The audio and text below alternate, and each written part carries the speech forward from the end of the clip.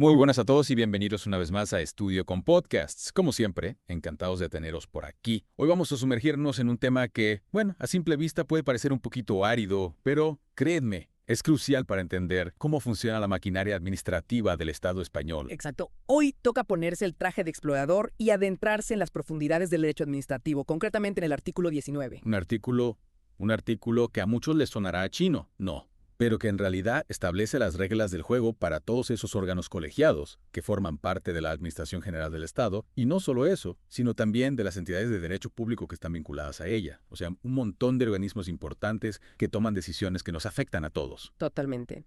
Y la idea de hoy es diseccionar este artículo, ir paso a paso, desgranando cada punto, cada inciso, para comprender a fondo cómo se organizan estos órganos, cuáles son las funciones de cada uno de sus miembros, ya sea presidente, los vocales o el secretario. Porque sí, porque al final, aunque a veces nos parezca que la administración es una especie de ente abstracto y lejano, lo cierto es que está formada por personas con roles específicos, con responsabilidades muy concretas, y este artículo 19, pues viene a definir esos roles, esas responsabilidades. Y no solo eso, también establece los mecanismos para que estos órganos funcionen de forma eficaz, transparente, democrática.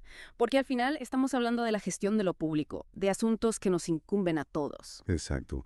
Y para que todos podamos entender bien de qué estamos hablando, vamos a empezar por el principio, por la base, por el punto número 1 del artículo 19. ¿No lo puedes leer, por favor, tal cual aparece en la ley? Claro que sí. El punto 1 dice así. Los órganos colegiados de la Administración General del Estado y de las entidades de derecho público vinculadas o dependientes de ella se regirán por las normas establecidas en este artículo y por las previsiones que sobre ellos establecen en la Ley de Procedimiento Administrativo Común de las Administraciones Públicas. Vaya, un poquito largo, pero bueno, vamos a intentar desmenuzarlo para que quede claro. Lo verdadero que nos dice este punto es, digamos, ¿a quién va dirigido este artículo? No. Y lo que nos dice es que se aplica a los órganos colegiados. A ver, órganos colegiados de la Administración General del Estado, eso por un lado. Y por otro, también se aplica a las entidades de derecho público que están, digamos, relacionadas con la Administración General del Estado. Exactamente. Es decir, este artículo no se refiere a cualquier grupo de personas que se reúnan. Hablamos de organismos con una estructura formal, con una función específica dentro del aparato administrativo. Ajá, vale. Y luego, la segunda parte del punto 1 mencionan la Ley de Procedimiento Administrativo Común. ¿Esto qué significa? Pues mira, es importante entender que este artículo 19 no es una isla, no está aislado. Su aplicación está conectada con lo que dice la Ley de Procedimiento Administrativo Común, que es una ley más general, digamos, que establece los principios básicos para cualquier procedimiento administrativo. O sea que es como si tuviéramos las reglas específicas en un juego, el artículo 19, pero que siempre hay que tener en cuenta las reglas generales que se aplican a todos los juegos, que en este caso sería la Ley de Procedimiento Administrativo Común. Eso es. Para entender bien cómo funciona un órgano colegiado hay que tener en cuenta ambas normas, la específica y la general. Perfecto. Entonces ya tenemos claro a quién se aplica este artículo y en qué marco legal se enmarca. Ahora vamos a profundizar un poco más en el funcionamiento interno de estos órganos colegiados y para eso vamos a pasar al punto número 2, que nos habla de la figura del presidente. ¿Nos podrías leer el inicio de este punto 2? Corresponderá a su presidente. Y a partir de aquí se nos presenta una lista detallada de las funciones que tiene el presidente de un órgano colegiado. Empecemos por el inciso A, dice, que es conciso pero muy importante. El inciso A uso dice, ostentar la representación del órgano. Claro, o sea, el presidente es la cara visible del órgano, la persona que lo representa de forma oficial ante otras instituciones o ante los ciudadanos. Exactamente. Tiene la autoridad para actuar en nombre del órgano colegiado, para tomar decisiones que le comprometan. Es como el director de una orquesta que coordina a todos los músicos y es el responsable del resultado final. Vale, perfecto. Pasemos al inciso BRI, que también tiene que ver con la organización del trabajo del órgano. Dice así, acordar la convocatoria de las sesiones ordinarias y extraordinarias y la fijación del orden del día, teniendo en cuenta en su caso las peticiones de los demás miembros, siempre que hayan sido formuladas con la suficiente antelación. O sea que el presidente decide cuándo se celebran las reuniones, tanto las que están programadas de forma regular, las ordinarias, como las que surgen de forma imprevista, las extraordinarias. Y además, también define los temas que se van a tratar en cada reunión, el orden del día. Eso es. Pero fíjate que no se trata de una decisión unilateral. El presidente tiene que tener en cuenta las peticiones que le hagan los demás miembros del órgano, siempre que se las comuniquen con tiempo suficiente. Es decir, hay un margen para la participación para que todos puedan influir en la planificación del trabajo. Muy bien. Y ahora el inciso T, que nos habla del papel del presidente durante las reuniones. Dice así. Presidir las sesiones, moderar el desarrollo de los debates y suspenderlos por causas justificadas. O sea que el presidente no solo convoca las reuniones, sino que también las dirige, modera los debates, se asegura de que todo fluya correctamente y de que se cumplan los tiempos. Y si es necesario, si hay una causa que lo justifique, puede incluso suspender la sesión. Exactamente. Es como el director de una película que decide qué escenas se graban, cómo se graban y cuándo se cortan. Dale, perfecto. Y ahora el inciso D, que siempre genera mucha expectación, el famoso voto de calidad. Dice así. Dirimir con su voto los empates a efectos de adoptar acuerdos, excepto si se trata de los órganos colegiados a que se refiere el artículo 15.2, en los que el voto será dirimente si así lo establecen sus propias normas. O sea que si en una votación hay un empate, el voto del presidente vale doble, deshace el empate y decide el resultado final. Eso es. Es un mecanismo para evitar bloqueos, para asegurar que se pueda tomar una decisión incluso cuando hay una división de opiniones.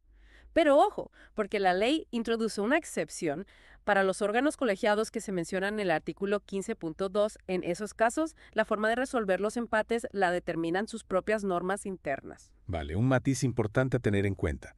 Y ahora, el inciso E, que nos habla de una responsabilidad fundamental del presidente. Dice así, asegurar el cumplimiento de las leyes. O sea que el presidente no solo tiene que preocuparse de que el órgano funcione bien internamente, sino que también tiene que vigilar que todas sus actuaciones sean legales, que se ajusten a la normativa vigente. Exactamente. Es una función de supervisión legal para garantizar que el órgano actúe siempre dentro del marco legal. Perfecto. Y ahora, el inciso F, que tiene que ver con la documentación que genera el órgano. Dice así, visar las actas y certificaciones de los acuerdos del órgano. O sea que el presidente tiene que firmar las actas de las reuniones, donde se recoge lo que se ha discutido y decidido, y también las certificaciones de los acuerdos, que son documentos que dan fe de la validez de las decisiones tomadas. Exactamente. Es un acto formal que da autenticidad a esos documentos, que los convierte en pruebas válidas en caso de que haya alguna duda o controversia. Y para terminar con las funciones del presidente, llegamos al inciso G, que es un poco especial, ¿verdad? Sí, el inciso G dice, ejercer cuantas otras funciones sean inherentes a su condición de presidente del órgano. O sea que este inciso, digamos, recoge cualquier otra función que sea necesaria para que el presidente pueda ejercer su cargo de forma eficaz, aunque no esté específicamente mencionada en los incisos anteriores. Exactamente. Es como una cláusula abierta que permite al presidente adaptarse a las circunstancias y asumir las responsabilidades que sean necesarias para el buen funcionamiento del órgano. Muy bien, pues ya tenemos un panorama bastante completo de las funciones del presidente.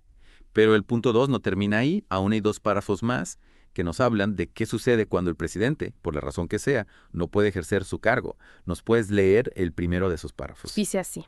En casos de vacante, ausencia, enfermedad u otra causa legal, el presidente será sustituido por el vicepresidente que corresponda y, en su defecto, por el miembro del órgano colegiado de mayor jerarquía, antigüedad y edad por este orden. O sea que la ley establece un orden de sustitución. Claro, primero, si hay un vicepresidente, asume las funciones del presidente. Si no hay vicepresidente o si tampoco puede ejercer el cargo, se busca al miembro del órgano que tenga la jerarquía más alta. Si hay varios con la misma jerarquía, se mira la antigüedad, quién lleva más tiempo en el órgano. Y si aún así hay empate, se elige al de mayor edad. Exactamente. Es un sistema para asegurar que siempre haya alguien al frente del órgano para evitar que quede paralizado ante una ausencia del presidente. Perfecto. Y el segundo párrafo sobre este tema que nos dice. Dice así. Esta norma no será de aplicación a los órganos colegiados previstos en el artículo 15.2, en los que el régimen de sustitución del presidente debe estar específicamente regulado en cada caso o establecido expresamente por acuerdo del pleno del órgano colegiado. O sea que para esos órganos específicos que se mencionan en el artículo 15.2, las reglas generales de sustitución no se aplican.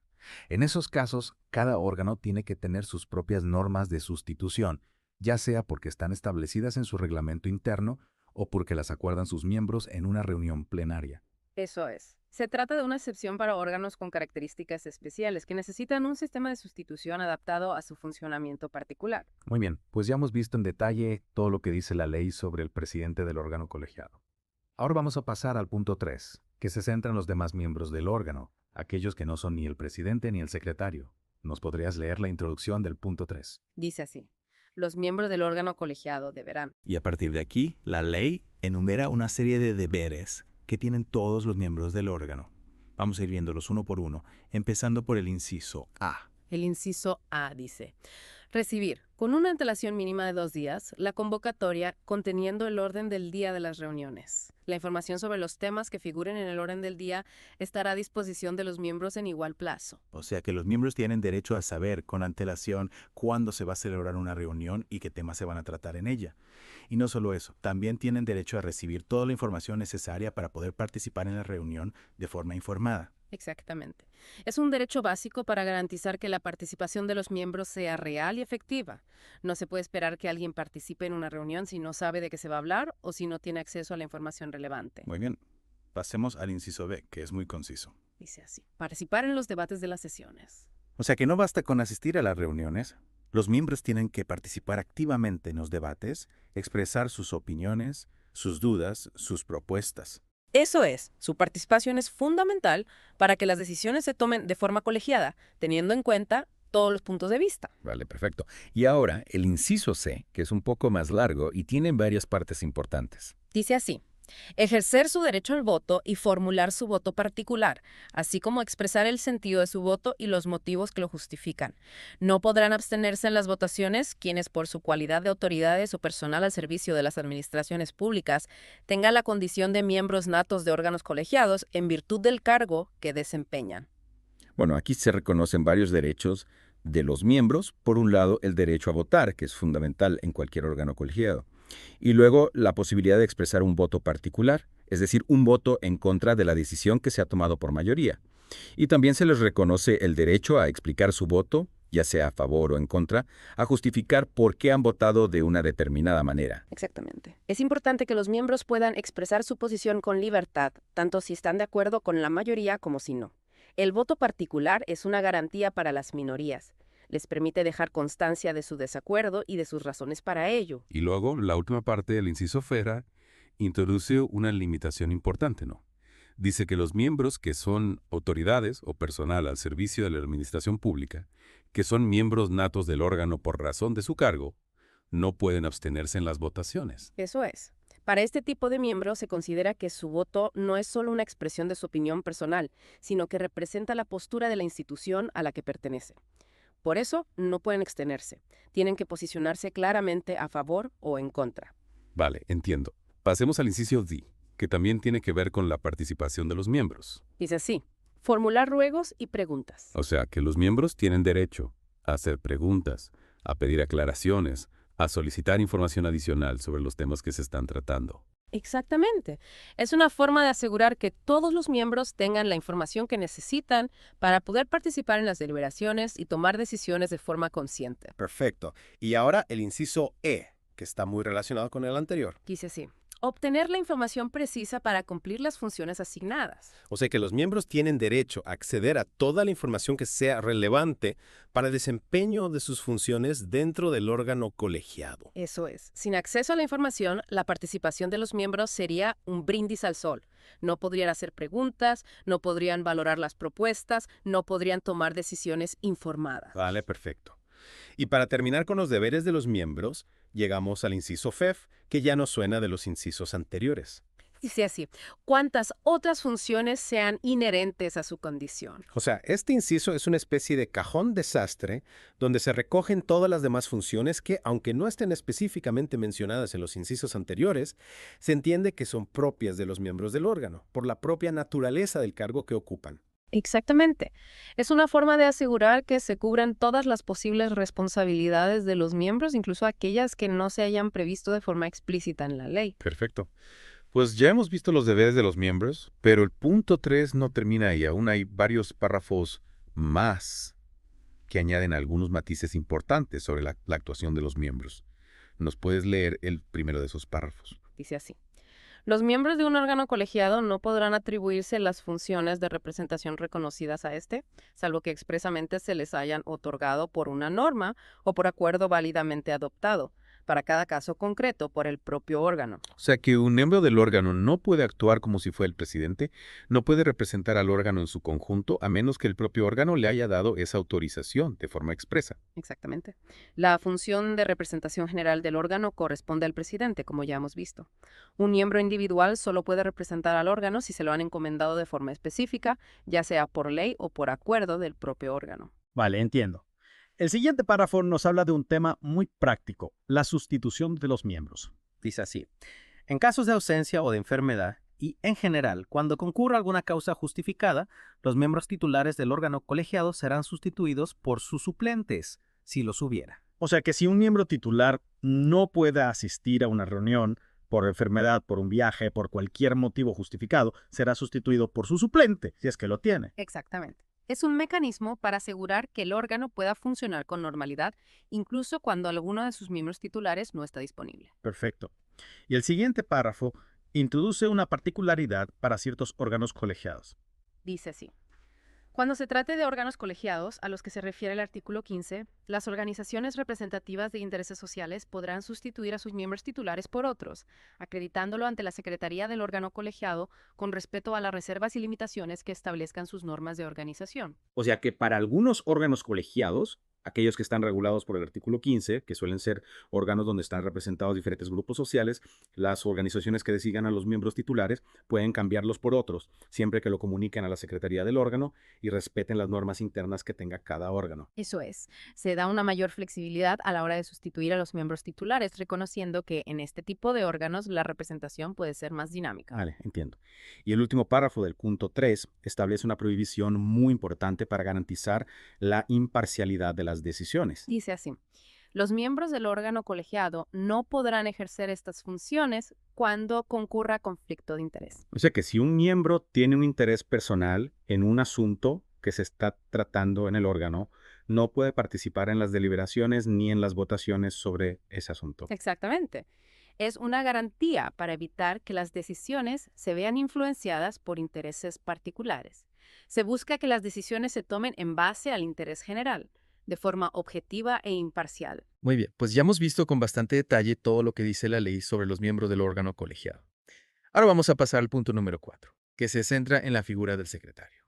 ¿Nos puedes leer el inicio de este punto 4? Dice así: la designación y el cese, así como la sustitución temporal del secretario en supuestos de vacante, ausencia o enfermedad, se realizarán según lo dispuesto en las normas específicas de cada órgano y, en su defecto, por acuerdo del mismo. O sea que la forma de nombrar al secretario, de destituirlo o de sustituirlo temporalmente, la decide cada órgano colegiado, en base a sus propias normas internas. Y si no hay normas específicas al respecto, pues será el propio órgano, mediante un acuerdo de sus miembros, quien tome la decisión. Exactamente. Se da autonomía a cada órgano para organizar su propio funcionamiento interno, incluyendo la elección de la persona que ocupará la secretaría. Perfecto. Y a continuación, el punto 4 nos dice cuáles son las funciones del secretario. ¿Nos puedes leer la introducción a esa lista de funciones? Dice así: corresponde al secretario del órgano colegiado. Y empezamos con el inciso A, que nos habla de la participación del secretario en las reuniones. Dice así: asistir a las reuniones con voz, pero sin voto, y con voz y voto si la secretaría del órgano la ostenta un miembro del mismo. O sea que la regla general es que el secretario asiste a las reuniones, puede participar en los debates, pero no tiene derecho a votar. A menos que el secretario sea también miembro del órgano colegiado. En ese caso, sí tendrá derecho a voto. Exactamente. La diferencia está en si el secretario es una persona externa al órgano que se encarga solo de las tareas administrativas de la secretaría o si es un miembro del órgano que asume también las funciones de secretario. Vale, entiendo. Pasemos al inciso B, que también tiene que ver con la organización de las reuniones. Dice así: efectuar la convocatoria de las sesiones del órgano por orden del presidente, así como las citaciones a los miembros del mismo. O sea que el secretario se encarga de enviar las convocatorias de las reuniones y las citaciones a los miembros, pero siempre siguiendo las instrucciones del presidente. Exactamente. Es como el ayudante del presidente que se encarga de los aspectos prácticos de la organización de las reuniones. Perfecto. Y ahora el inciso C, que nos habla de otra función importante del secretario. Dice así: recibir los actos de comunicación de los miembros con el órgano, sean notificaciones, peticiones de datos, rectificaciones o cualquier otra clase de escritos de los que deba tener conocimiento. O sea, que el secretario es el encargado de recibir toda la documentación que los miembros del órgano quieran enviar, ya sean notificaciones formales, solicitudes de información, correcciones de documentos o cualquier otro tipo de escrito. Exactamente. Es el punto de entrada de la información que va dirigida al órgano colegiado. Muy bien. Y ahora el inciso D, que describe una de las tareas más importantes del secretario. Dice así: preparar el despacho de los asuntos, redactar y autorizar las actas de las sesiones. O sea que el secretario se encarga de preparar toda la documentación que se va a tratar en las reuniones, de redactar las actas de las sesiones, que son los documentos que recogen lo que se ha debatido y decidido, y de firmar esas actas dándoles validez oficial. Exactamente. La redacción de las actas es una tarea fundamental porque esas actas son la prueba de lo que ha sucedido en las reuniones, de los acuerdos que se han tomado. Perfecto. Y ahora el inciso B, que también tiene que ver con la documentación que genera el órgano. Dice así: expedir certificaciones de las consultas, dictámenes y acuerdos aprobados. O sea que el secretario se encarga de emitir documentos que certifican que se ha realizado una consulta al órgano, que se ha emitido un dictamen o que se ha aprobado un acuerdo. Exactamente. Son documentos que dan fe de la validez de las decisiones del órgano colegiado. Vale, perfecto. Y para terminar con las funciones del secretario llegamos al inciso que ya nos suena de los incisos anteriores. Dice así: ¿cuántas otras funciones sean inherentes a su condición de secretario? O sea, este inciso recoge cualquier otra tarea que sea necesaria para que el secretario pueda desempeñar su función de forma eficaz, aunque no esté específicamente mencionada en los incisos anteriores. Exactamente. Es una cláusula abierta que permite al secretario adaptarse a las necesidades del órgano y asumir las responsabilidades que sean necesarias para su buen funcionamiento. Muy bien, pues ya hemos visto en detalle todas las funciones del secretario. Y ahora, para terminar con nuestro análisis del artículo 19, vamos a pasar al punto número 5, que se centra en un documento clave para cualquier órgano colegiado: el acta de las sesiones. ¿Nos puedes leer el primer párrafo de este punto 5? Dice así: en el acta figurará, a solicitud de los respectivos miembros del órgano, el voto contrario al acuerdo adoptado, su abstención y los motivos que la justifiquen o el sentido de su voto favorable. O sea que si un miembro del órgano vota en contra de un acuerdo, o se abstiene, o incluso si vota a favor pero quiere explicar su postura, todo eso tiene que quedar reflejado en el acta, siempre que el miembro lo solicite. Exactamente. Es una garantía de transparencia para que quede constancia de las diferentes opiniones que ha habido en la reunión y de las razones que han llevado a cada miembro a votar de una determinada manera. Muy bien.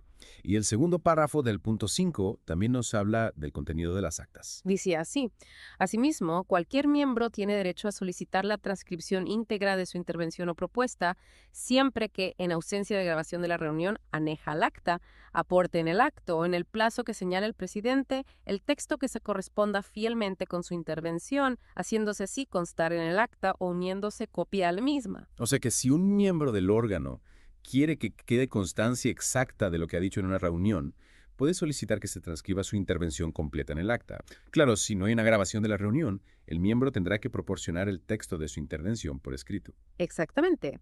Es una forma de asegurar que las actas reflejen fielmente lo que se ha dicho en las reuniones, especialmente cuando se trata de intervenciones largas o complejas. Perfecto.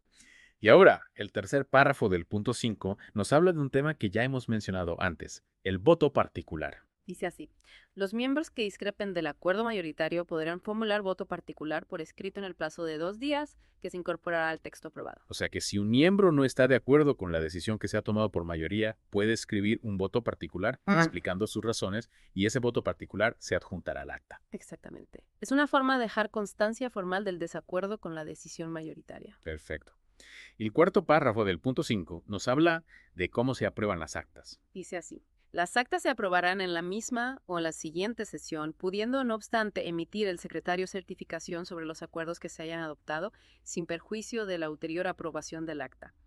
Se considerará aprobada en la misma sesión el acta que, con posterioridad a la reunión, sea distribuida entre los miembros y reciba la conformidad de estos por cualquier medio del que el secretario deje expresión y constancia. Bueno, este párrafo es un poquito complejo, pero básicamente lo que dice es que las actas se aprueban normalmente en la siguiente reunión del órgano, pero que el secretario puede emitir certificaciones de los acuerdos que se han tomado antes de que se apruebe el acta, y que si el acta se envía a los miembros y todos están de acuerdo con su contenido, se considera aprobada sin necesidad de esperar a la siguiente reunión. Exactamente. Se busca un equilibrio entre la necesidad de aprobar las actas de forma formal y la agilidad para poder certificar los acuerdos y empezar a aplicarlos cuanto antes. Y por último, el quinto y último párrafo del artículo 19 nos dice lo siguiente: en las certificaciones de acuerdos adoptados emitidas con anterioridad a la aprobación del acta, se hará constar expresamente tal circunstancia. O sea que Si se emite una certificación de un acuerdo antes de que se haya aprobado el acta, ese hecho tiene que quedar claramente reflejado en la certificación. Exactamente. Es una medida de transparencia para evitar confusiones, para que quede claro que la certificación es provisional hasta que se apruebe el acta de forma definitiva. Muy bien, pues con esto hemos llegado al final de nuestro análisis del artículo 19. Un artículo que, como hemos visto, es fundamental para entender cómo funcionan los órganos colegiados de la Administración Pública Española. Hemos desgranado cada uno de sus puntos, cada uno de sus incisos, para que todos podáis comprender a fondo las reglas del juego de estos organismos tan importantes. Más adelante estudiaremos más en profundidad cada artículo. Suscríbete a Estudio con Podcast para no perderlo.